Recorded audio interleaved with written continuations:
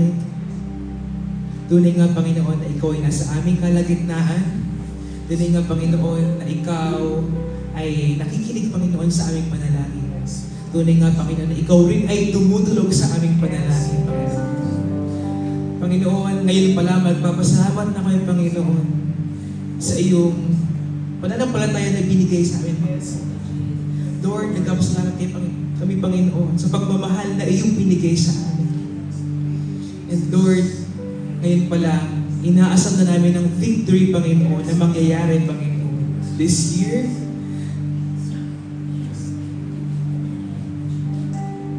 Ahead of this week, Panginoon, nagpapasalamat na kami. Lord, walang bukang bibig, Panginoon. Ang aming bibig, Panginoon, sapagkat kami ay ngayon pa lamang nagpapasalamat na sa iyong blessing na ibibigay, sa iyong suporta na ibibigay sa amin, Panginoon, sa iyong guidance na ibibigay, Panginoon, sa challenges na matatanggap namin. Lord, tunay nga, Panginoon,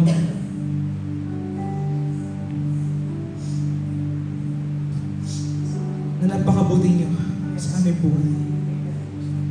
Walang kabantay.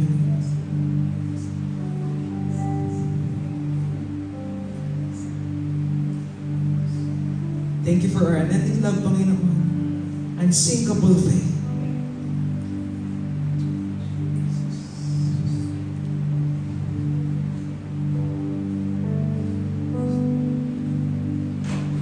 Now, let's take this time to worship Him alone. Jesus.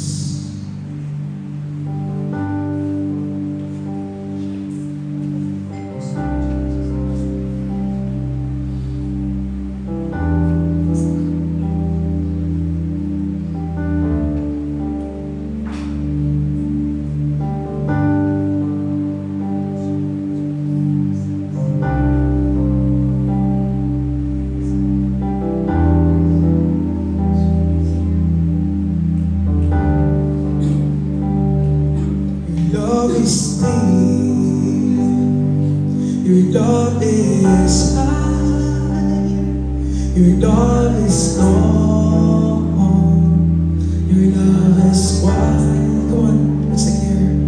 Your love is deep, your love is high, your love is long, your love is wide. Your love is deep. Your love is high, your love is long, your love is wide, your love is deep. Your love is high, your love is long, your love is wide, your love is deeper than my view of grace, higher than this worldly place, longer than this road I traveled, wider than the gap you feel, deeper than my view of grace, higher than this worldly place, longer than this road I traveled, wider than the gap you feel. Let's define the love of the Lord. Your love is deep, your love is high, your love is long, your love is wide, your love is deep, your love is high, your love is long, your love is wide. Your love is deeper than my view of grace, higher than this worldly place, longer than this road I've traveled, wider than the gap you feel, deeper than my view of grace, higher than this worldly place, longer than this road I've traveled, wider than the gap you feel. Come on. Your love is deep. Your love is high. Your love is long. Your love is wide. Come on. Your love is deep. Kumanta ka ba din? Your love is high. Your love is long. Your love is wide. Your love is deeper than my view of grace. Higher than this worldly place. Longer than this road I travel. Wider than the gap you feel. Deeper than my view of grace. Higher than this worldly place. Longer than this road I travel. Wider than the gap you feel. Deeper than my view of grace. Higher than this worldly place. Longer than this road I travel. Wider than the gap you feel. We worship you, God. Purihin ka, Panginoon. Papuri sa'yo, man. Papuri sa'yo. Take this time, kapatid, to worship Him. It's a free worship to Jesus.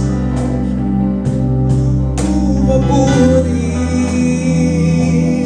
sa'yo, Jesus. Papuri sa'yo, aming lumahal. Your love is deeper than my view of grace. Higher than this worldly place. Longer than this road I travel. Wider than the gap you feel. Come on.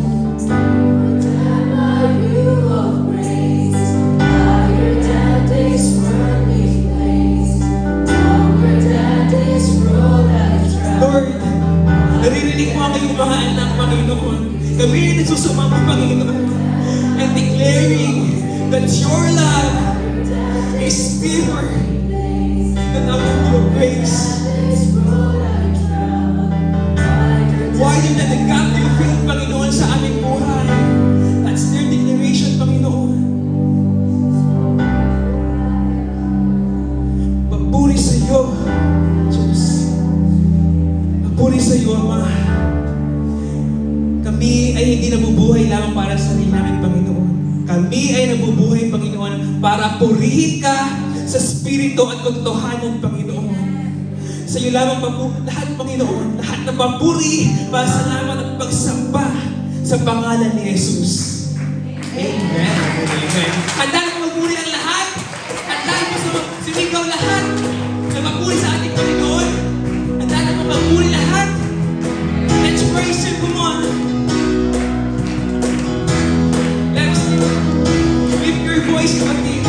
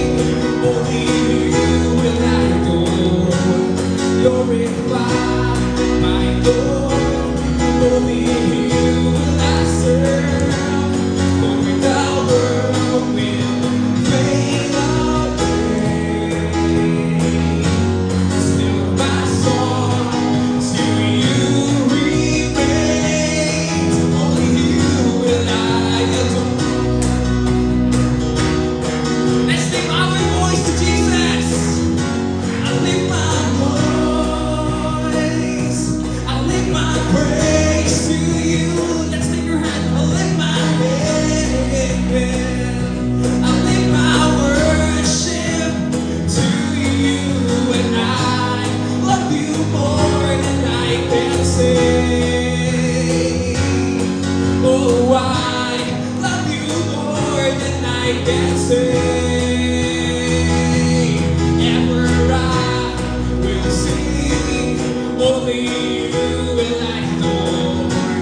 Glorify my Lord, only you will I serve. For the world will fade away. Still my song to you remains. Only you will I adore.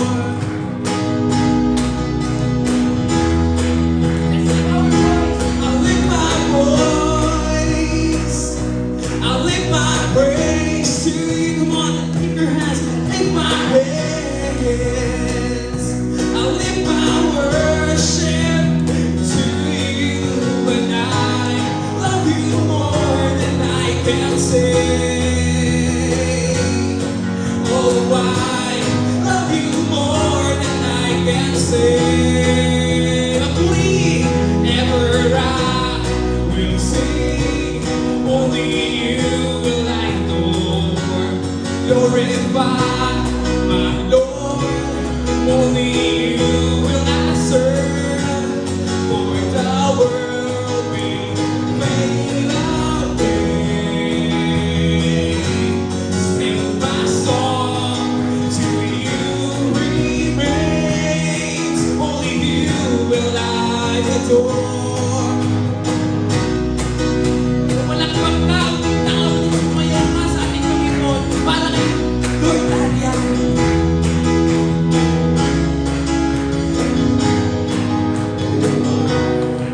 Love you always. Purihin mo kapatid. Oh, I love you always. Oh, I love you always. Oh, I love you always. Oh, I love you always. Oh, I love you always. Speak to Jesus. Oh, I love you always. Oh, I love you always. Ever I will sing, only you will I adore. Glorify my Lord, only you will I serve. For the world will fade away. Still my song to you remains. Ever I will sing, only you will I adore. Glorify my Lord, only you will I serve. For the world will fade away. Still my song to you remains. Let's declare, ever I will sing, only you will I adore. Glorify my Lord, only you will I serve. For the world will fade away. Still my song to you remains. Only you will I adore. Only you will I adore. Only you will I adore. Only you will I adore. Jesus, Jesus. Thank you, Jesus. Only you will I adore.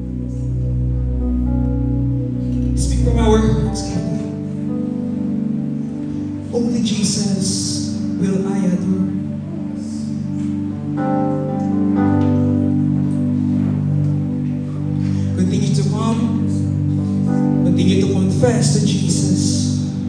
That we need Him more. We need our love na nagmumula sa Kanya.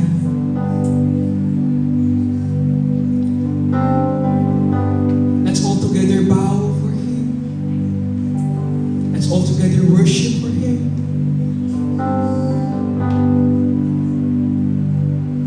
Tunay nating pahinga ay ang Diyos, hindi tao.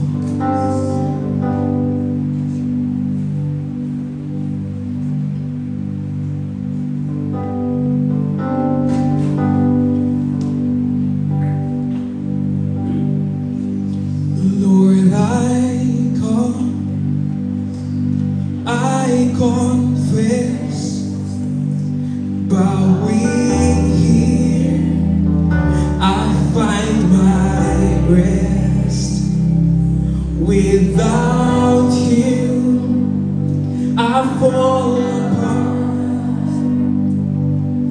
You're the one that guides my heart. Speak to Him. We need Him. Lord, I need You. Oh, I need Yes, Lord. Every hour I need You. My one defense, my righteousness. Oh God, how I need You.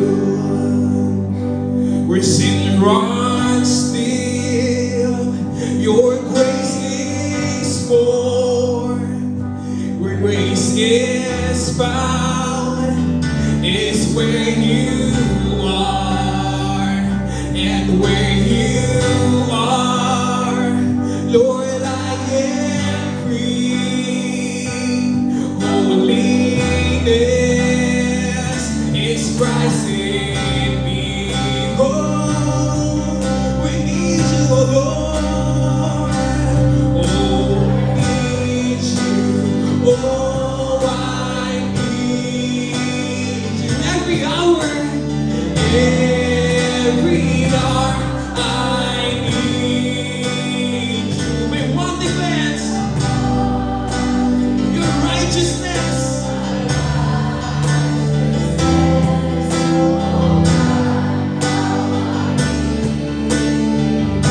We need You, Lord. Lord, I need You. Oh, I need. Sa bawat oras,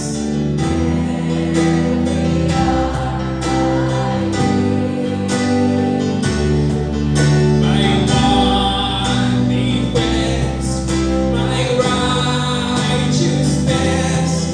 Oh God, how I need You. Lift our voice. Lord, I need You. Oh, I need You. Every hour I need You. My one defense, my righteousness. Oh God, how I need You. I need You. Oh, I need every hour. Every reflect my Lord.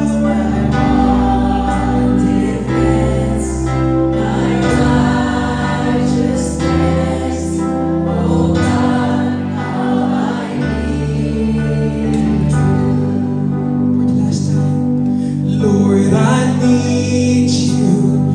Oh, I need You. Every hour I need You. My one defense, my righteousness. Oh God, how I need You. My one defense, my one defense.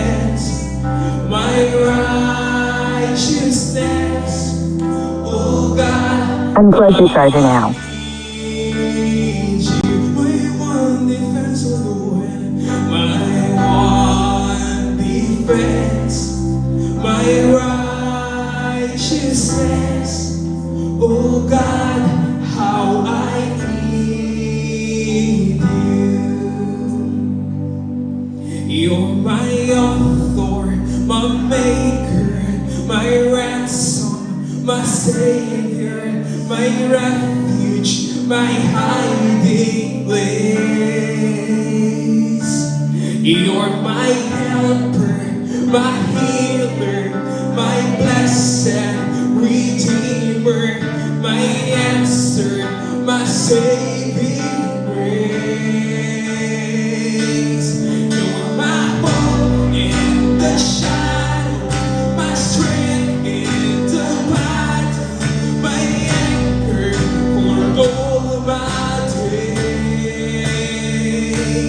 When you stand by my side and you still in my place, Jesus, no other name.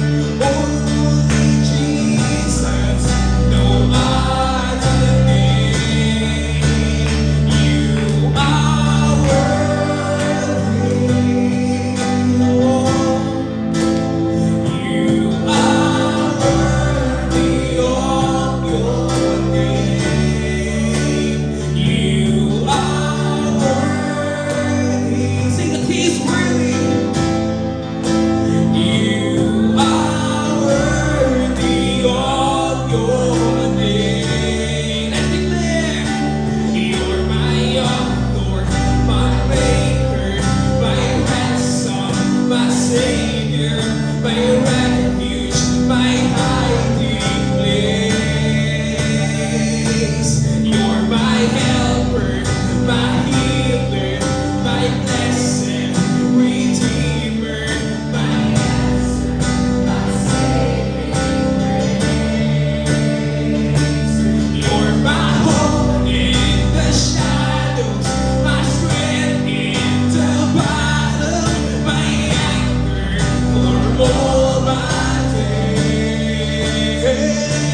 When you stand by my side and you stood in my place, Jesus, no other name.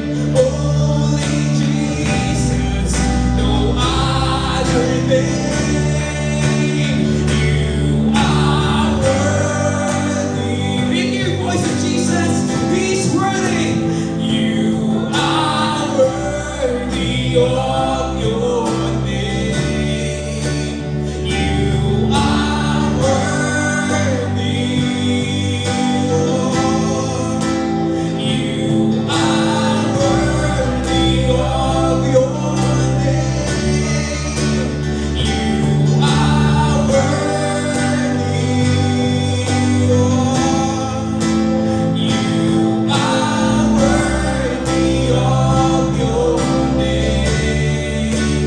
You are worthy. Yes, you are, Jesus. You are worthy of your name. You are worthy, Jesus. You are worthy of your name.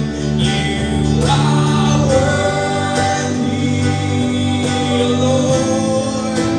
You are worthy of your name. You are worthy.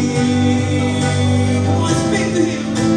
You are worthy of your name. Are worthy.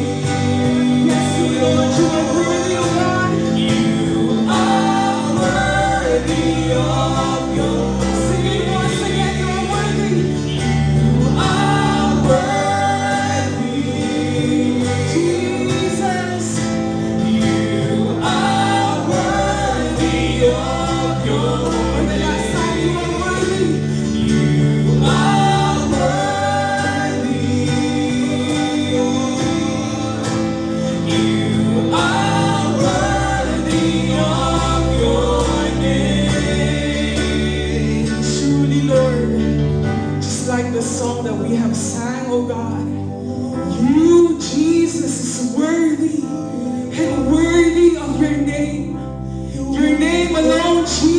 is worthy to be praised. Your name alone, Jesus, is worthy to be exalted in this place. And no other name but the name of your name, Jesus alone. Oh, we lift up and we exalt and we magnify your beautiful and wonderful name in the midst of us today. Tunay, Panginoon, you deserve the highest praise from your people. Thank you for your love. Thank you for your grace, oh God. And at this very moment, we thank you for your presence in the midst of us. You have said in your word, Lord God, 2 or more are gathered in your name. You are there in the midst of us. That's why we are here, Lord God, giving thanks to you na nandito ang iyong presensya, Panginoon. Because in your presence, there is fullness and fullness of joy. There is liberty, there is freedom of worship that is due to your name alone, Jesus. Kaya, Panginoon, aming patuloy na dalangin, inhabit the praises of your people, Lord God. And even right now, Lord God, as we continue to praise you, as we listen to your words, Panginoon, to your living word, Panginoon, continue to move in the midst of us. At walang ibang maranasan ng mga anak mo sa oras na ito, kundi ang iyong presensya na nagpapalaya sa bawat isa. Salamat, Panginoon, sa iyong pinakamataas na papuri, pagsambag, masasalamat. Ito ang aming papuri sa aming Diyos na buhay. Jesus, take all the glory, O God. This is our prayer. Amen and amen. Hallelujah. Praise God. Yan. Our kids, pwede na lumipat sa ating kids room. Maganda po ba yung umaga nyo? Amen! Kalapitin mo na may katabi mo. Magandang umaga. Ayan! Bigyan mo ng napakatamis na ngiti. Yung tamis na hindi tinipid. Kagaya sa mga may diabetes. Yung tamis na talagang mapapapigit ka sa tamis. Di po ba nakakatuwa na tayo sama-sama ngayon? Amen? Even our pastors are not here. Si Pastora and si Pastor Fair are not here. But the presence of God, yun ang pinaka-importante. Amen po ba na nandito sa ating kalagitnaan ngayon? Amen po ba? Tayo po ba ay nananabig sa umagang ito? Amen. Sabihin mo sa katabi mo, nananabig ka ba? Alam niyo po kasi, ang pinakamaganda na attitude before tayo lumapit sa presensya ng Panginoon, especially every Sunday na tayo ay tumatanggap ng buhay na salita ng Diyos, yung puso mo na nakakondisyon. Paano nakakondisyon? Nakakondisyon na nag-expect ka na tatanggap mula sa Panginoon. You are not here, just a reminder, you are not here to criticize. You are not just here to observe, but you are here to receive something from the Lord. Amen po? Amen. So hindi ko na papatagalin po. Again, magandang umaga po sa inyong lahat. At isa pong napakalaking pribilehyo na magamit ng Panginoon sa likod ng pulpito na ito sa kabila ng hindi natin kasama physically ang ating mga mahal na pastor. But still, ang presensya, again, sabi ko nga kanina, ang presensya ng Panginoon ang napaka-importante sa lahat. So, hindi na po ako magpapakatagal, dive na tayo agad. Sabi nga, naalala ko ito pag sa Tinet patatagalin pa ba natin kung gusto na umuwi? Pero pag sa presensya ng Lord, parang ayaw natin maghiwa-hiwalay. Amen? So, sino po ang handa ng tumanggap mula sa Panginoon? Bakit po yung iba hindi nagtaas ng kamay? Automatic na yun, no? So, ang pinaka-topic po natin sa umagang ito, pag-uusapan natin ang tungkol sa pananampalataya. Sabi mo nga, pananampalataya. Ito hindi na bago sa atin to. Tama po ba? Bakit ito ang in-impress sa atin ng Panginoon? Kasi ang theme na nireveal sa ating pastor ay pagtitiwala. Tama po ba? Pagtitiwala saan? Sa Diyos. Napaka-importante na hindi ka lang basta nagtitiwala, kundi yung pananampalataya mo ay totoo at tunay. Amen? So, ang teksto po natin na, true faith. True or fake faith. Mamaya, magkakaroon tayo ng faith check. Naalala ko si Lodi, energy level check. Tapos, kailangan sasagot yung mga kabataan, check na check. By church yun, roll call. Pinapakita doon kung gaano ba ka-excited yung mga kabataan. Energy level check. Tayo naman, ang gagawin natin, faith check. So, ang teksto po natin ay magmumula sa Romans chapter 4, verse 18 to 21. Diyan po, siguro English, but let me read po dito sa ang salita ng Diyos version. In verse 18, sabi po dito, kahit nawala ng pag-asang maging ama si Abraham, nanalig pa rin siyang magiging ama siya ng maraming bansa. Gaya ng sinabi ng Diyos sa kanya, magiging kasindami ng bituin ang bilang ng mga anak mo. Yun po yung sinabi ng Diyos sa kanya. In verse 19, mag-iisang daang taong gulang na siya noon. Alam niyang matanda na siya at mahina na ang katawan.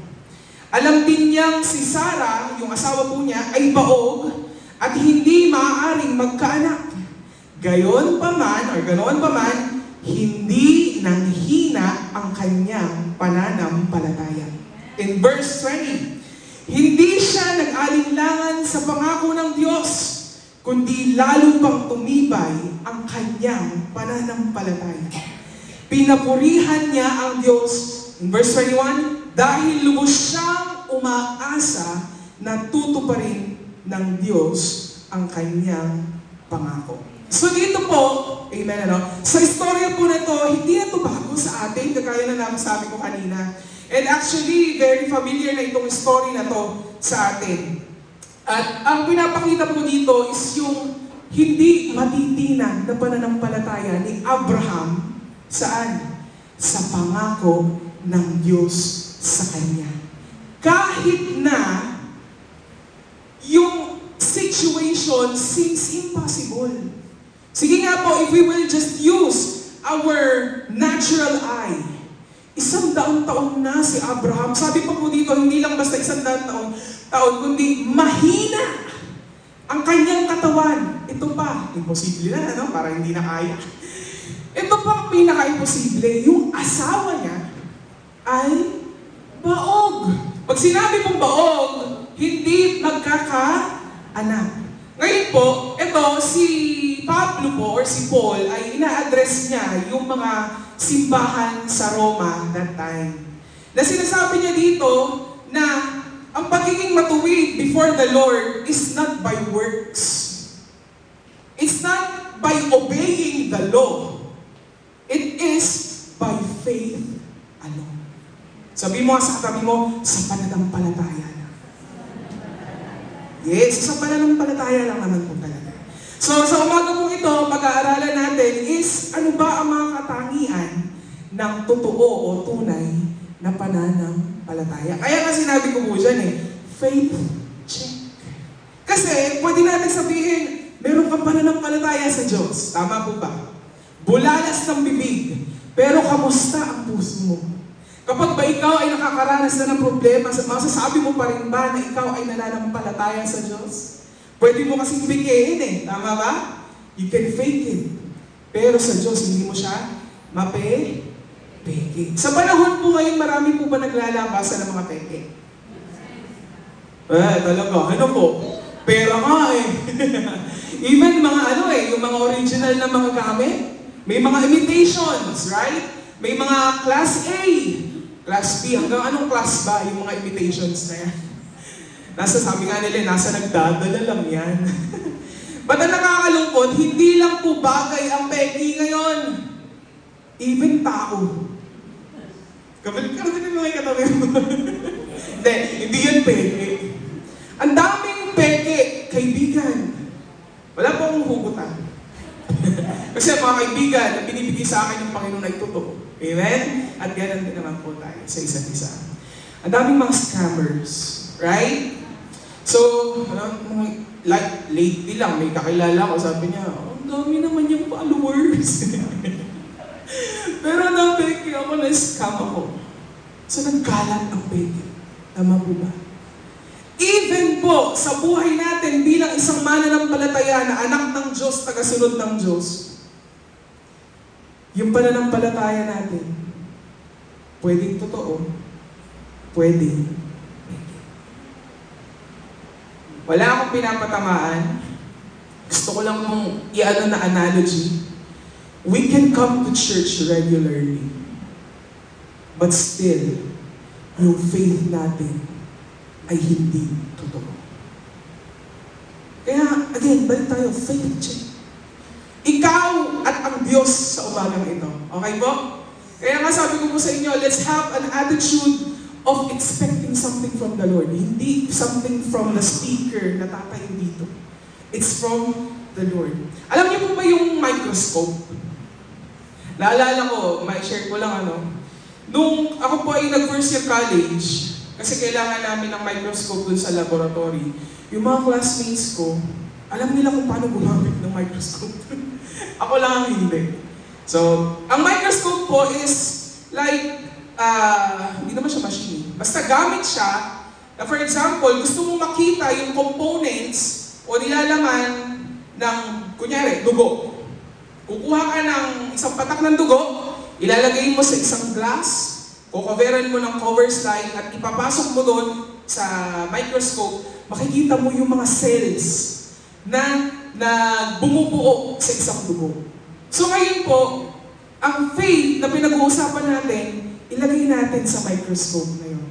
Silipin natin sa microscope, ano ba yung components ng faith na meron ka? At ano ba ang katangian ng totoo at tunay na pananampalataya. Unang katangian po ng tunay na pananampalataya, dyan po tayo mag-focus sa text natin. Nakatingin sa pangako ng Diyos. Sabihin mo sa katabi mo, nakatingin sa pangako ng Diyos. In verse 20, sabi po dyan, hindi siya nag-alinlangan sa pangako ng Diyos. Meaning, nakafocus. Di ba pag nag-aalinlangan ka, you turn from left to right. Hindi mo alam kung saan ka titingin. Pero sinabi po dito, hindi siya nag-alinlangan. Meaning, nakafocus ang kanyang paningin sa pangako ng Diyos. Sabi pa dito, kundi lalo pang tumibay ang kanyang pananampalataya. Pinapurihan niya ang Diyos. Ilang beses na po tayong pinangakuan ng tao. Sabi ni Bunso, yeah, umamin naman tayo, hindi, maraming beses na tayong pinangakuan. Right? Naniwala ka? Siyempre. Eto nga lang ang nakakalungkot o masakit. Pinangakuan ka, umasa ka, ang resulta, nabigo ka. Kasi po, likas sa tao, madaling mangako eh. I promise, pupuntahan ko. Kasi nabalag, nabigo. Tama po ba? Likas sa tao na hindi nakakatupad sa pangako dahil po ang tao ay kapos. Ang tao po ay may kakulangan. Minsan nga, kulang-kulang. May kakulangan at may kakapusan. Eh, ba't ka naniniwala sa pangako niya? Tapos, salita ng Diyos, pangako ng Diyos, doon ka nagda-doubt? Hello? Pagsasalita mo ng tao, mabibigo po talaga tayo. Amen po ba? Again, sabi ko nga po, dahil ang tao ay kapos, ang tao ay may kakulangan. Kaya nga po, yung ating pananampalataya, kailangan lamang nakalagak sa pangako ng... Saan po? Pangako ng Diyos. Again, in verse 20, hindi siya nag-alinlangan sa pangako ng Diyos. Sa halip, lalo pa siyang tumibay sa kanyang pananampalataya at nagpuri sa Diyos. In verse 21, lubos siyang naniwala na tutuparin ng Diyos ang ipinangako nito. And we know the story very well. Tama po ba? Ano po ba nangyari kay Abraham at kay Sarah? Nanatili ba si Abraham na walang anak? Actually, counted tayo dun eh. Nangyari ba yung sinabi at pinangako ng Diyos kay Abraham? Sa kabila ng siya ay matanda na, isipin nyo na lang, lolo ko, uugod na, 100 years old. Ay, 100. 93 nung siya ay nawala. Mahina na. Imposible na sa pisikal na mata ng tao na kaya pong magkaanak yung ganong klaseng mga tao. Tama po ba? At isa pang napaka-imposible na, sabi ko na kanina, baog ang kanyang asawa. At tanong ko po, nung nagtiwala po at hindi nag-alinlangan si Abraham sa ipinangako ng Diyos sa kanya na siya ay magiging ama ng maraming bansa at ang kanilang mga anak ay magiging kasing dami ng bituin sa langit, nabigo po ba sila? Hello? Nabigo po ba sila? Hindi! Ano po nangyari? Nangyari yung ipinangako ng Diyos. Meron ka ba ngayon na pinangahawakan ng pangako ng Diyos? Taas po ang kamay ng meron pinangahawakan ng pangako ng Diyos. Amen? Ito po ang pinakamaganda. Pag ang tao nangako, asahan mo na, mabibigo yan. Sa katapusan. Yung mga pangakong klaseng ganun, ano? Pero, ang pangako ng Diyos po, naalala ko sa BTS, may tono yun sa mga bata eh. Kapag ang Diyos ay nangako, kanya itong tutuparin. May ganun pang tono yung mga bata, tutuparin. Kasi totoo, na pag ang Diyos nangako, mangyayari at mangyayari. Amen po. Sabi po sa Numbers, chapter 23, verse 19, sabi dyan, God is not a man who lies. O meaning, ang tao sinungaling talaga. Pero sinabi dito, ang Diyos hindi kagaya ng tao na sinungaling. Amen? Or a son of man who changes his mind. Hindi nagbabago, paisip-isip. Ay, bago-bago ng isip ang Diyos sa'yo.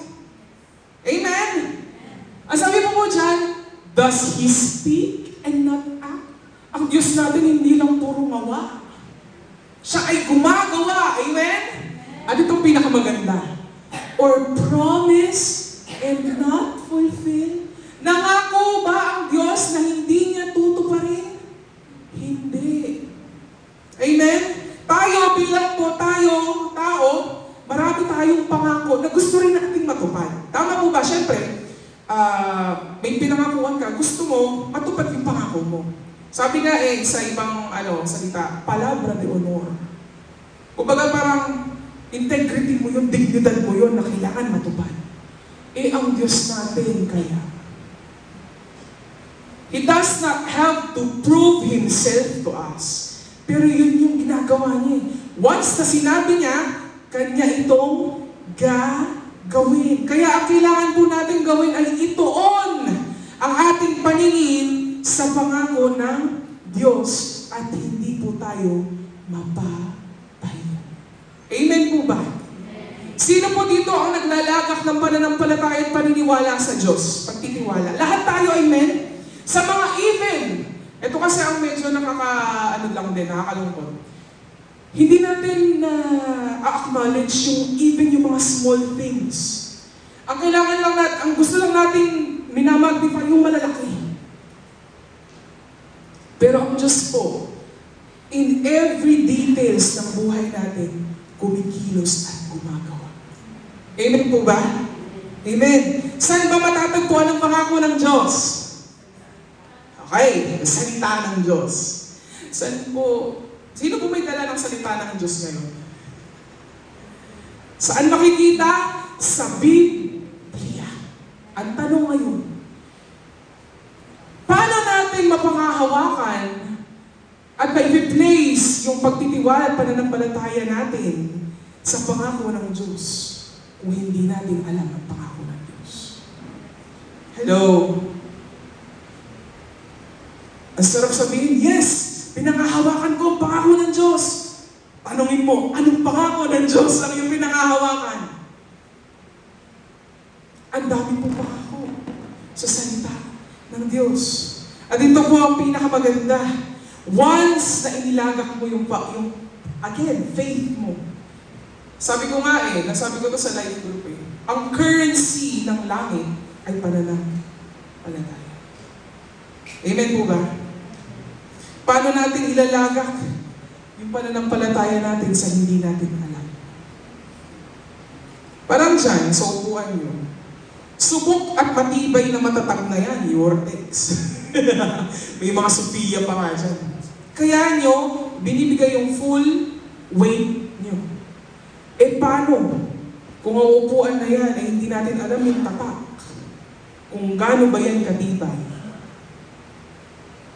iuupo mo ba ng buo yung bigat mo dyan? Ako siguro hindi. Kasi ako po may trust issues sa upuan. Pag uupo ako, lalo na sa mga plastic, ang gagawin ko, gaganon. Kung maggaganon, kung mag-spread yung paa ng upuan, syempre, hindi ko ibibigay yung full weight ko. Pero sa Diyos, subok na matibay, subok na matatag, subok na hindi sinungaling, ba't ka pa magdadalawang isip sa mga pangako natin? Kaya ngayon po, I just want to encourage you, kailangan, bago natin panghawakan yung pangako ng Diyos, alamin natin ang sinasabi sa salita ng Diyos. Amen po ba? Amen. In Joshua chapter 23 verse 14, sabi po dyan, now I am about to go the way of all the earth. You know with all your heart and soul that not one of all the good promises of the Lord your God gave you has failed. Amen? Sabi dyan, no? None of the good promises the Lord your God made to you has failed. Ang Diyos, yung mga pangako niya, promises niya ay mabuti. Has any of it failed? Kaya nga, kailangan, kung hindi pa sa ngayon nangyayari yung inaasahan mo mula sa Panginoon na ayon sa Kanyang salita at ayon sa Kanyang kalooban, patuloy mong panghawakan, kapatid. Amen? Kasi lahat ng pangako ng Diyos mabuti at yun po ay mangyayari. Ang kailangan po natin gawin, let it speak. Yung mga verses na yan, yung pangako ng Diyos ay matutupad, kailangan mangusap yan sa ating puso at sa ating isipan. Minsan talaga, ang battleground naman talaga nasa isipan Kasi minsan ang tao nagre-rely sa nakikita. Hindi po ganon ang pananampalataya. Ang pananampalataya, mamaya i-discuss natin. Matandaan na natin yan, no? So, let it speak to our hearts and even our minds that our God never fails. Amen? Trust God from the bottom of your heart, hindi from the middle, but from the bottom of our hearts, and don't try to figure out it on your own. Kailangan mo magtiwala. Huwag kang mag-rely sa sarili mo, karunungan o kapamaraanan. Amen? His ways are higher. Higher na nga, magtitiwala ka pa sa high. High lang. Baka ikaw. Ang sabi doon, His ways and His thoughts are higher. Ano, pagkakatiwala mo pa sa mas mababa? Hello? Ito yung kadalasan na problema na kapag manala na nag-overthink tayo Amen po? But what we should do is to look to Him and place our trust sa salita at pangako ng Diyos.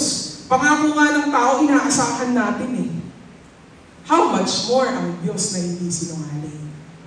Kaya napakahalaga talaga, aalamin natin kung ano ang pangako ng Diyos. In Proverbs chapter 3, verse 5 to 6, alam natin to. Trust in the Lord with all your heart and lean not.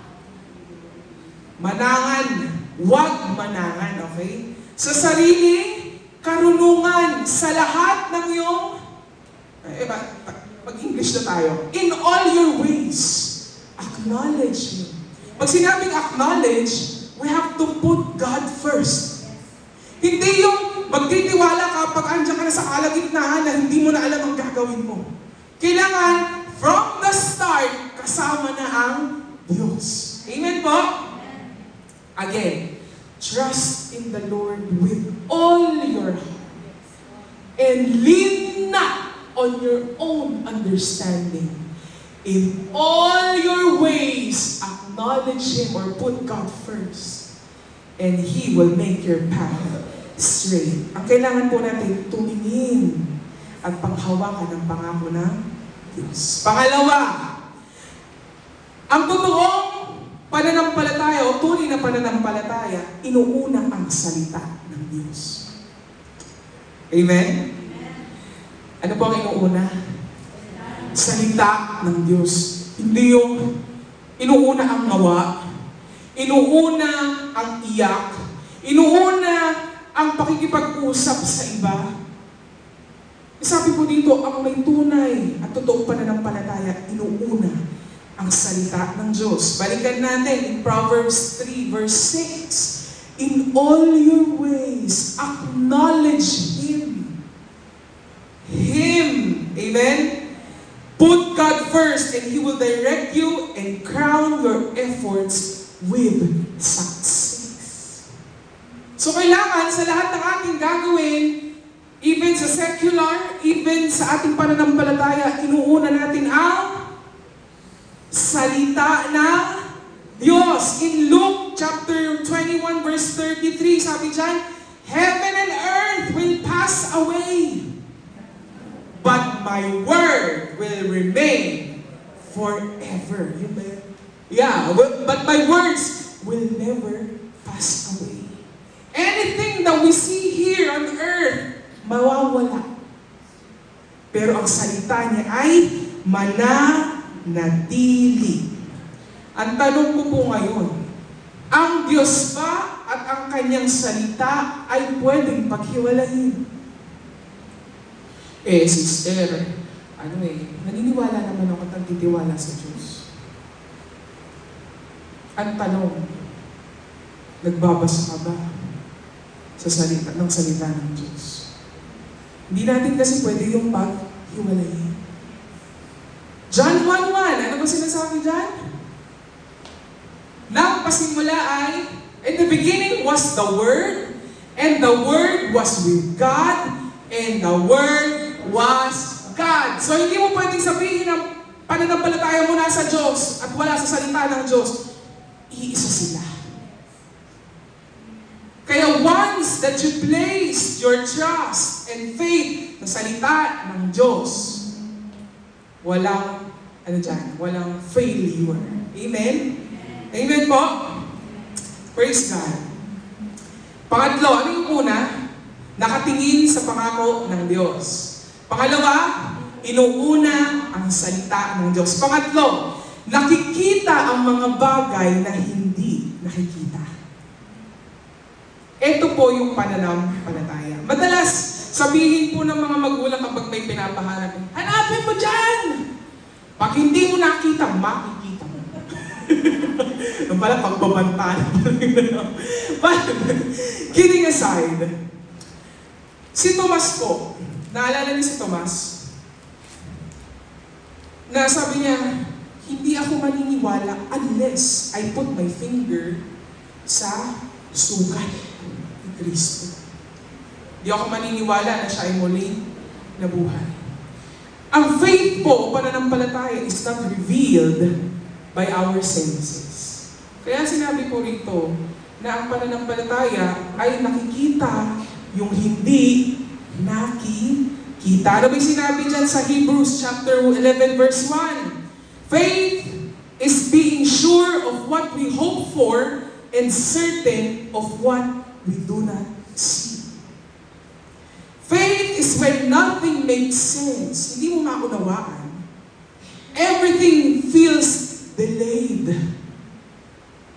But still believes anyway because something in you knows that God didn't bring you here just to abandon you. Ang pananampalataya, sigurado ka sa mga bagay na inaasahan mo. Ito, napaka-importante din. Hindi lang basta pananampalataya. Where do you put your trust? Sino at ano yung object ng pananampalataya? Hello? Ito po sinasabi rin ng salita ng Diyos. Faith comes from hearing.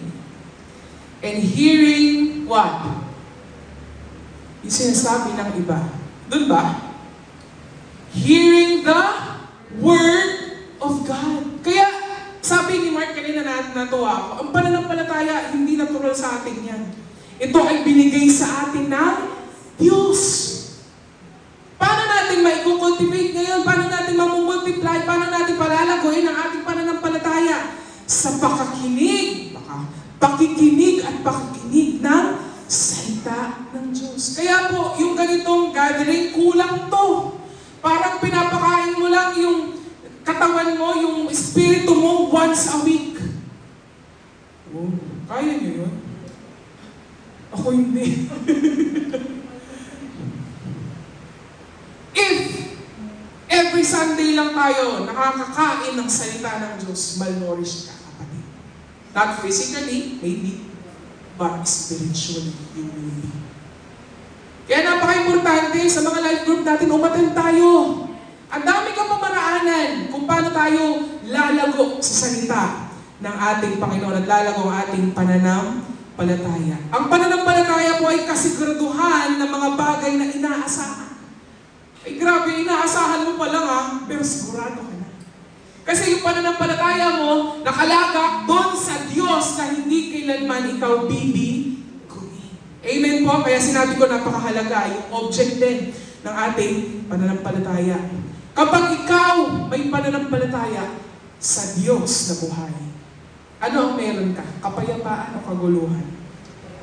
Kapayapaan. Sabihin mo sa katabi mo, kapayapaan. Yes, that's true. Peace of God ang mararanasan mo kapag ikaw ay may pananampalataya sa Diyos. Balikan natin in verse 18, sabi dyan, kahit wala ng pag-asa. Sabi po dito, kahit wala ng pag-asang maging ama si Abraham, nanalig pa rin siyang magiging ama siya ng maraming bansa gaya ng sinabi ng Diyos sa kanya, magiging kasindami ng bituin ang bilang ng mga anak mo. Apakaganda ng attitude ng mag-asawa na ito, higit sa lahat si Abraham. Kaya ito yung illustration na ginamit ni Paul sa mga taga-Rome before. Kahit wala ng pag-asa, nanalig pa rin siya sa sinabi ng Diyos. Grabe yun, ano? Natural, imposible. Maong matanda, mahina. Pero anong pinanghawakan? Yung nakikita ba? Hindi eh. Salita ng Diyos sa kanilang pinanghawakan. Dapat po inuuna ang salita talaga ng Diyos. Dahil lahat tayo ay maaaring magkamali. Amen po ba? But ang salita ng Diyos kailanman hindi magkakamali. O kanina ka pa magtitiwala? Diba? Sa Diyos na. Sigurado po ang salita ng Diyos. At malinaw po sa sinabi ng salita ng Diyos na ang tao na nagtitiwala at nananampalataya sa Kanya, kailanman ay hindi mapapahiya. Tayo nga pag nagtiwala tayo sa tao, actually, lagi tayo napapahiya. Pag niremind mo na, ay, sinabi ko ba yun? Ang Diyos. Panghawakan mo yung buhay na salita ng Diyos at ikaw hindi ka mapapahiya. Amen?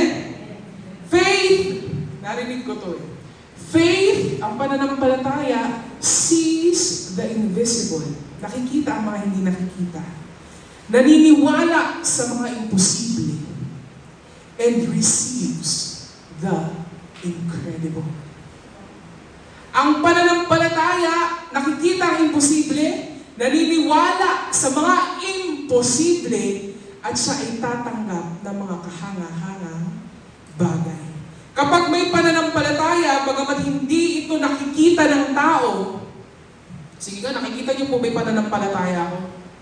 Hindi nyo makikita, ang Diyos lang ang may alam. Amen? Pero alam mo at nakikita mo na may gagawin ng Diyos, naniniwala ka sa mga imposibleng bagay, tandaan mo, tatanggap at tatanggap ka ng kahangahangang bagay mula sa Diyos ayon sa Kanyang kalooban. Amen po? Pang-apat, umaasa kahit wala na pag-asa. Nakita po ba natin ito sa buhay ni Abraham? Wala na pag-asa. Paulit-ulit tayo kanina. Wala na. Parang sabihin na, hopeless case. Posible na yan, imposible.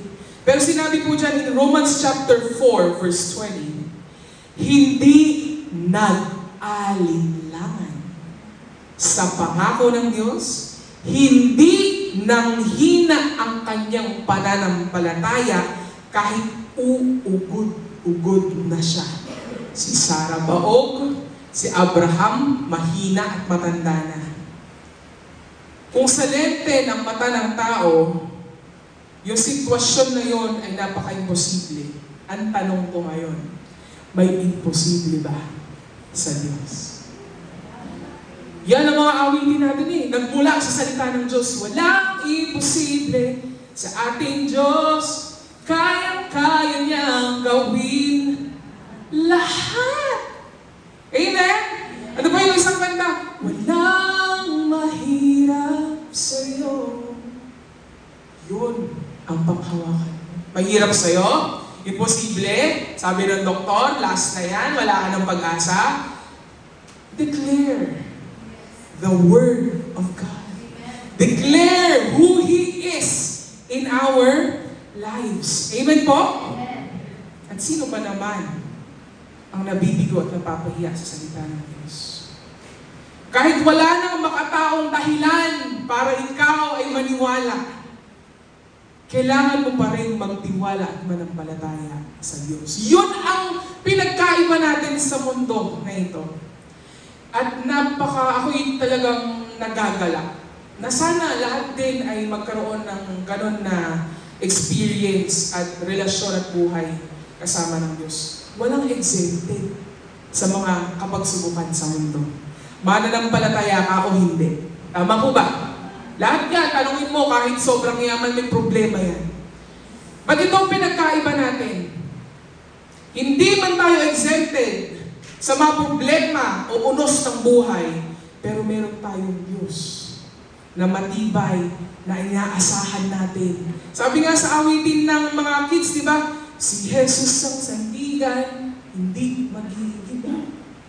Pag po tayo walang Kristo sa buhay, para tayo, ito lagi kong analogy yung ginagamit eh. Para lang tayong sumandal sa puno ng saging.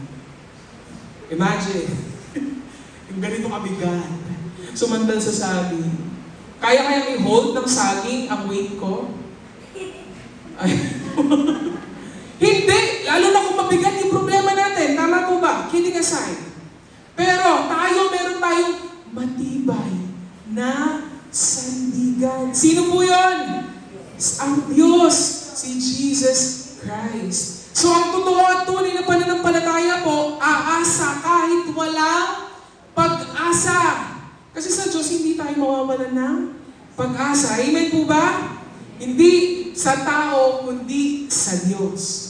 May pagkakataon ba sa buhay mo o sitwasyon sa buhay mo na para bang wala ng pag-asa? I don't know the details of our lives. Hindi nyo rin po alam ang detalye ng aming buhay sa paglilingkod sa Diyos. Higit sa lahat, ganun din po sa ating mga talagang lingkod ng Diyos, no? Sila pastor. Lahat tayo may mga sitwasyon na mahirap. Sabihin natin mahirap. Pero salamat at may pag-asa tayo at tunay na walang mahirap at imposible sa ating Diyos na pinaglalagakan ng ating pananampalataya. Yung katawan mo, sabi ng doktor, ay wala ka ng pag-asa. Hopeless case na. Sa buhay mo, kung nababaon ka sa utang, ay hindi ka na makakaahon sa utang. Ano po ang kadalasang ibinibigay ng mundo na ito? Hopelessness. Naalala ko sinabi ng isang pastor, napaka-critical sa isang tao na kahit ilang segundo lang mawala ng pag-asa. Kaya salamat. At isa na naman itong reminder for us. Alam na ito, but sometimes we really need tap sa likod, reminder na kailangan huwag kang bibitaw sa Panginoon. Kasi ang Diyos naman hindi bumibitaw sa'yo. The moment na ikaw ay inibig na ng Diyos, wala ka nang kawala doon. Ikaw na lang ang palaging nire-remind ng Diyos, magtiwala ka, manampalataya ka kanino? Sa akin. Sabi ng Diyos. Amen po ba? Sa magsasaka, di ba? Wala nang pag-asa, sabi nila. Kung hindi mababa ang presyo ng palay, wala namang inaani. Pero bakit patuloy na ako nagsasaka ang pagsasaka lalo ng mga mananampalataya? Kasi may pag-asa sa Diyos. Amen po ba? Amen. So ito po ang tatandaan natin, gaya po ni Abraham. Kung tayo ay may tunay na pananampalataya, or yung pananampalataya mo ay totoo at tunay, aasa at aasa ka sa Diyos kahit para bang wala na pag-asa. Amen? Again, from His Word, ang umaasa sa Diyos kailanman hindi mapapahiya. He is the God of miracle. Amen? Hindi lang siya basta the God who can make miracles, but He is the God of miracle. Lahat ng himala, iba yung milagro sa himala, naalala ko yun. Ang himala, ang pinagmumulan lahat ng himala ay ang Diyos. Ang may final say sa buhay mo, tao ba o ang Diyos? Ang Diyos. Amen? In Isaiah chapter 40, verse 31, sabi po dyan, but those who hope in the Lord will renew their strength. They will soar on wings like eagles. They will run and not grow weary. They will walk and not faint. Lilipad sila kagaya ng ibon na maya. Gano'n ba kababa ang lilipad ng maya? Minsan nga, naka lang yan sa kabel ng kuryente. Sabi doon, lilipad kagaya ng agila. Ang agila po, it soars above the clouds. Pag umuulan, above the cloud ang kanilang paglipad. Sabi mo dito, tatakbo man sila, hindi mapapagod. Niisip ko palang habang ginagawa ko ito. Try ko kaya akong tumakbo dun sa dyan, sa pinto dyan. Baka pagbalik ko dito. Pero sabi mo dito, tatakbo, hindi mapapagod. Lalakad o lumakad man sila, hindi manghihina. Amen? Sino po yung mga tao na yun? Those who hope upon the Lord. Hindi yung umaasa dito sa mundong ito. Hindi umaasa dun sa kanilang nararamdaman. Hindi yung umaasa lang sa kanilang emosyon. Hindi yung umaasa sa kung anong meron sila. Hindi umaasa sa abilidad o karunungan nila. Kundi umaasa saan? Sa Panginoon. Amen? Bibigyan ng panibagong lakas sa panahon na tayo ay nanghihina. Nanghihina ka na? Sabi nga nila, may time na pagod ka, pero kahit matulog ka maghapon, paggising mo, pagod ka pa rin. Kasi ibang pahinga ang hinahanap mo. Pahinga na kailangan mo. Yung pahinga na matatagpuan mo lang sa presensya ng Panginoon. Amen? Those who hope upon the Lord. Kahit sa buhay natin na mananampalataya, dumadating po yung ganitong sitwasyon. Na alam mo naman na ang Diyos hindi nagkukulang, bibigyan at bibigyan ka ng lakas. Pero dumadating yung sitwasyon sa buhay natin na nanghihina tayo. And this is a good reminder for us today na nire-remind tayo, again, anak, place your trust and your faith in me. Not in me, in Him. Sa salita ng Diyos. At siya po ay tapat at bibigyan tayo ng panibagong lakas. In Psalms chapter 31 verse 24, Sabi po dyan, magpakatatag kayo at lakasan ninyo ang inyong loob, kayong mga umaasa sa Panginoon. Be strong and courageous, all you who put your hope in the Lord. Magpakatatag po tayo at lakasan natin ang ating loob. Kasi marami pa tayong kakaharapin sa buhay. Amen? But, a reminder once again, to put our hope in the Lord. Whose words do you believe? Salita ng tao na kadalasan nagiging dahilan ng ating paghihina, kadalasan hindi naman palagi. O salita ng Diyos na ang binibigay lang ay pag-asa at lakas sa ating lahat. Ang Diyos po natin ay buhay. Buhay mo ba ang Diyos niyo? Amen! At He is continuously giving us life na nagmumula sa kanyang buhay na salita. Amen po ba? Amen. Nawa tayo po ay napapalakas sa umagang ito, ano? Pangatlong linggo pa lang ng taon, marami pang linggo na kakaharapin. At napakagandang reminder na tama nga naman, umasa sa Panginoon at tanongin mo sa sarili mo, saan ba nakalagak ang aking pananampalataya? Totoo ba ito o peke? In Psalms chapter 12, 112, verse 7 and 8, sabi po dyan, sa Tagalog, basahin ko, hindi siya matatakot sa masamang balita dahil matatag siya. He will not fear bad news. His heart is confident, trusting in the Lord. His heart is assured. Hindi siya matatakot o maguguluhan dahil alam niyang sa bandang huli, makikita niyang matatalo ang kanyang mga kalaban. Sino po ang mga nanonood ng news dito? Yung mga TV, no? Kami kasi wala ng TV. Mga hindi pinaggagamit kaya nasira. Pero sa cellphone, marami na rin eh. Pero depende yun, makifilter mo yun kung ano yung gusto mong panoorin. Tama ba? Ano po ang laman ng balita? Kadalasan. Krimen.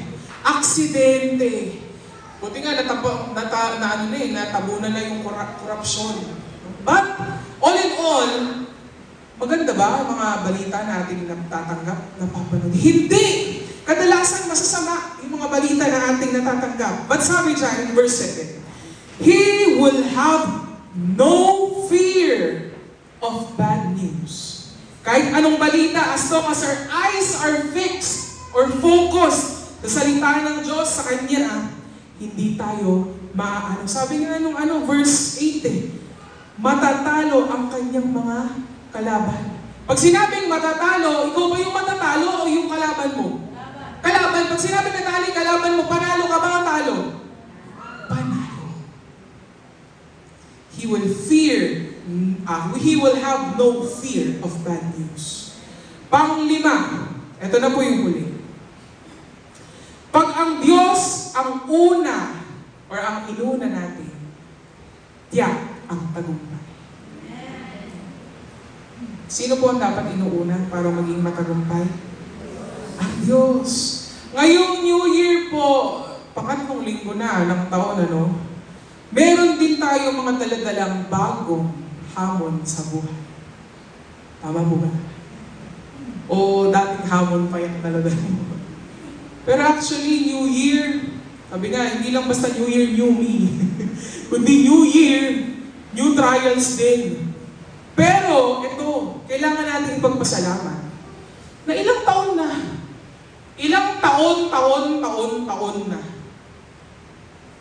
nabibigo ba tayo? Nagagapi ba tayo ng problema? Sabi ko nga po, ito palagi kong ina-example na nakakatawa, si Arian.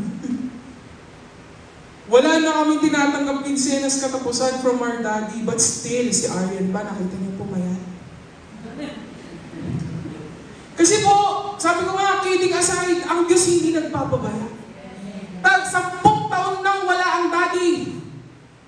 Pero doon namin nakita na ang tunay na daddy namin, ang Diyos, na siya nagpo-provide ng lahat ng pangailangan. 10 taon na! Eh kung pinabayaan kami ng Diyos, baka wala nang arayan dito ngayon. Amen? Wala na po tayo dito ngayon kung walang Diyos.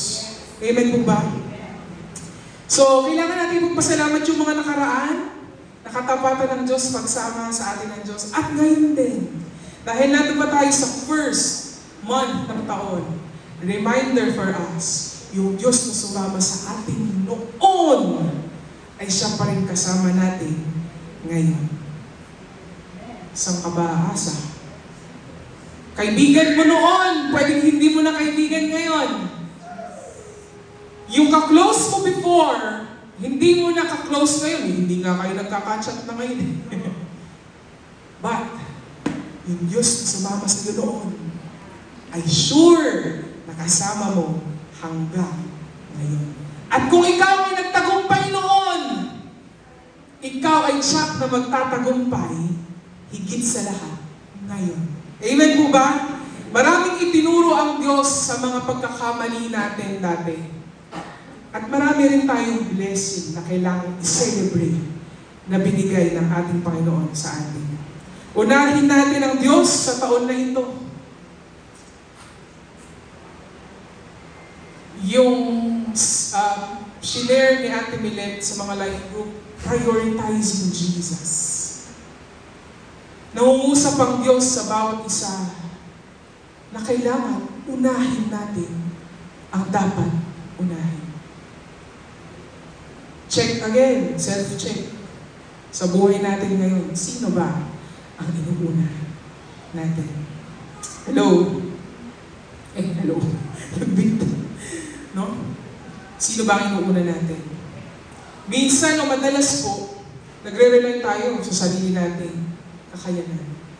Pero today, God is reminding us, unahin natin ang ating Panginoon. Babalik tayo ulit, Proverbs 3:5.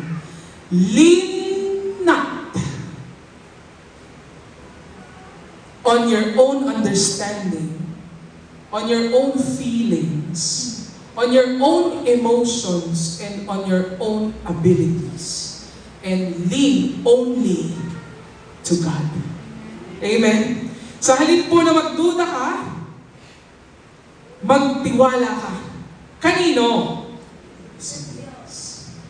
Sa tao, valid na magduda ka. Yung okay lang. Kasi tao yan eh, may kakapusan, may kakulangan. Kulang-kulang. Pero ang Diyos, kailanman hindi magkukulang. So kanino mo ilalaga ang iyong pananampalataya? Saan po? Sa Diyos. In verse 21, balikan lang natin, matatapos na po tayo dito. Lubos pang lumakas ang kanyang pananampalataya, nagtiwala at umasa na tutuparin ng Diyos ang kanyang pangako. Ang pananampalataya po ay nakabatay hindi dapat sa sitwasyon. Amen. Hindi yung sa, ay, ito na yung report. Oh. Lalo na kung sa regarding sa health, no? So, diyan ka diyan mo nilagay yung pagtitiwala, pananampalataya. Yung pananampalataya po dapat nakalagak lang kay... Saan lang po dapat nakalaga ang pananampalataya? Sa Diyos. Ang Diyos po, ang siyang higit na may alam ng mga nangyayari at pwede pang mangyari sa atin. Amen? Tapos, pinagkakatiwala natin sa kung ano lang yung nakikita natin. Sabi ko nga kung buhay mo isang ganito, at ang nakikita mo lang is yung dinadaanan mo na yan, ibahin mo ang Diyos. Ang nakikita niya yung kabuuan. Amen? Kaya kanino mo ilalagak again yung pananampalataya mo, kapatid? Sa Diyos. Ang Diyos mo ba buhay? Amen. Bilang mga anak, bilang mga lingkod, bilang mga tagasunod ng Diyos, kailangan natin na masuri ang ating pananampalataya. Faith check. Check na check ba? O fake ang ating pananampalataya? It's between you and God. Sabi ko nga, we can fake people, but not God. May we continue to have a genuine faith sa ating Panginoon. Genuine and true faith. And let's continue to grow in faith. And let this faith that we have be true and genuine before the Lord. Ano po ang kailangan natin gawin sa pananampalataya na meron tayo? Dito na. Promise, ito na talaga. Dalawa lang to. Pero sabihin natin isa. In 2 Corinthians chapter 4, verse 13, sabi po dyan, and since we have the same spirit of faith in accordance with what is written, I believe, therefore I spoke. We also believe, and therefore speak. Kung ikaw, sabi po dito sa Tagalog, sumasampalataya ako, kaya nagsalita ako. Gayun din ang aming ginagawa. Sumasampalataya kami, kaya nagsasalita kami. Isang application lang sa umagang ito. Declare what you believe in your hearts. Anong gagawin mo sa pananampalataya mo? I-deklara mo. Amen? Declare who Jesus is in our lives. What we believe in our hearts, kailangan dinideclare ng ating mga labi. Ano ba pinapaniwalaan mo, pinanampalatayanan mo sa sitwasyon mo ngayon? Sabihin natin may karamdaman ka, may sakit ka. Ano sinasabi mo? Aray! Ang sakit! Hindi ko na kaya.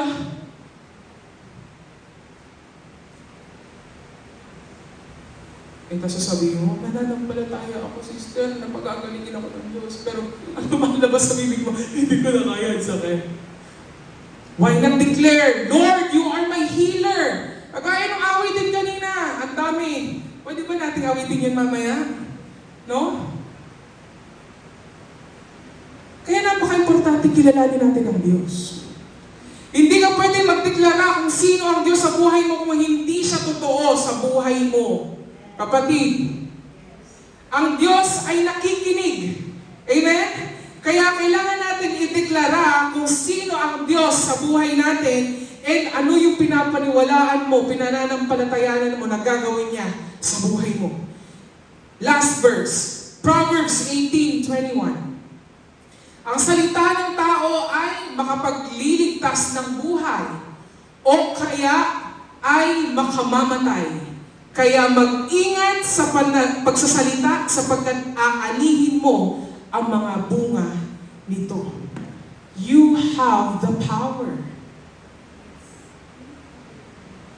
Life, ang gusto mo, speak life. Death, speak death.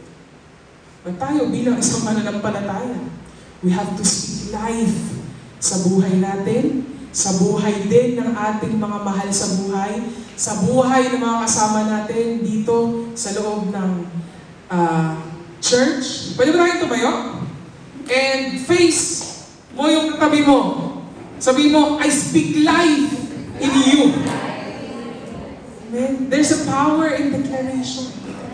Anong gagawin mo sa pananampalataya mo? Sabi doon, nananampalataya ako kaya ako magsasalita. Ano ba ang pinangahawakan mo ngayon, kapatid? Panampalatayanan mo.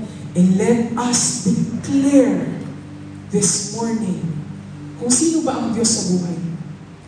Okay? We should not have a passive kind of faith, but kailangan active. Sabi mo dapat active. Active. Hindi yung faith na sa isip mo lang. Kailangan lumalabas sa bibig at naisa sa pamuhay natin. Amen po ba? And as we pray this morning, it's between you and God. Let's have a faith check. Yung pananampalataya mo ba na sinasabi mo sa Diyos na meron ka, ay masasabi ba niya na talagang totoo at tunay? O kapatid, pakitang tao lang? Kaya sabi ko, it's between you and God this morning. Pasaliksik natin yung puso natin sa Kanya, yung pananampalataya natin sa Kanya, na siya rin na pinagmula ng ating pananampalataya. Natulungan tayo ng Diyos na talagang may sapamuhay yung pananampalataya na binigay niya sa atin at patuloy itong palaguin, palalimin, at truly ilagak lamang sa Kanya. Jesus. Can we sing this song before we pray?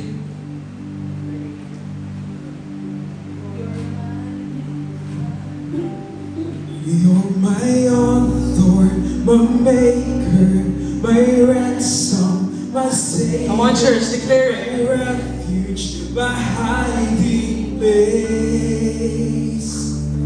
You're my helper, my healer, Yes, oh God. my blessed Redeemer, my answer, my saving grace.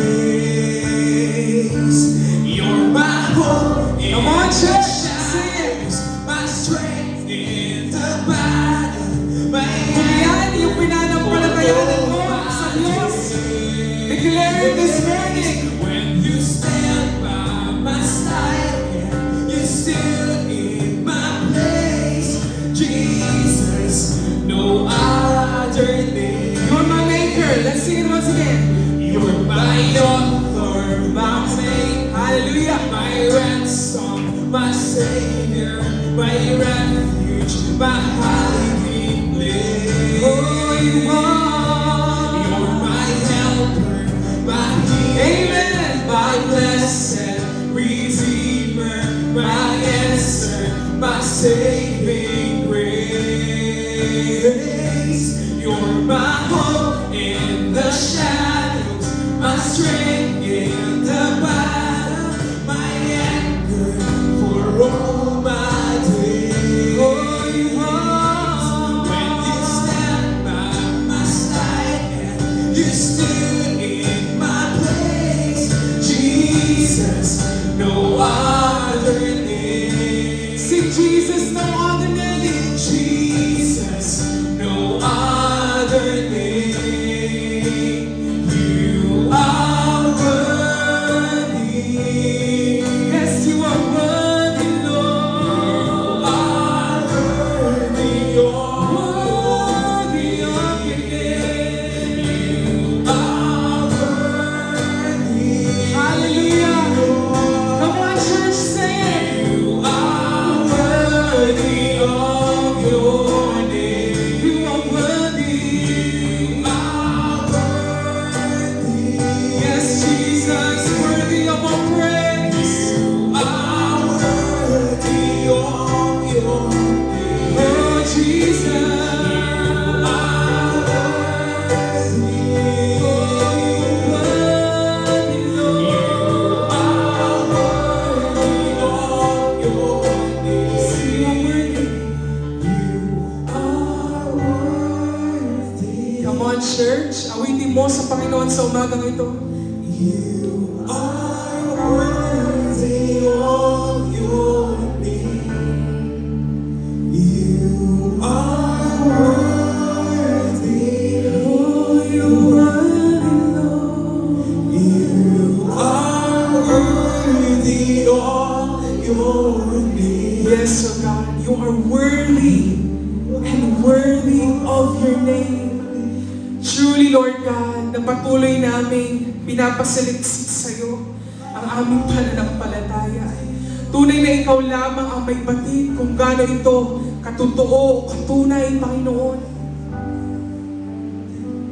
Truly, Lord, that at this moment we come before you, asking for you to search our hearts, Lord God, na makita mo ang aming mga puso, kondisyon ng aming pananampalataya sa ngayon, Panginoon, at tulungan mo kami na tunay na maging totoo at dalisay ang aming pananampalataya sa iyo.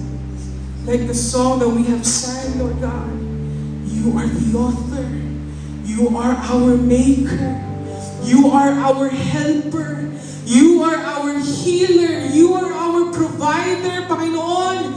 And you are our all in all, Lord God. Sa mundong ito, na wala nang ibang ibinigay kundi hopelessness.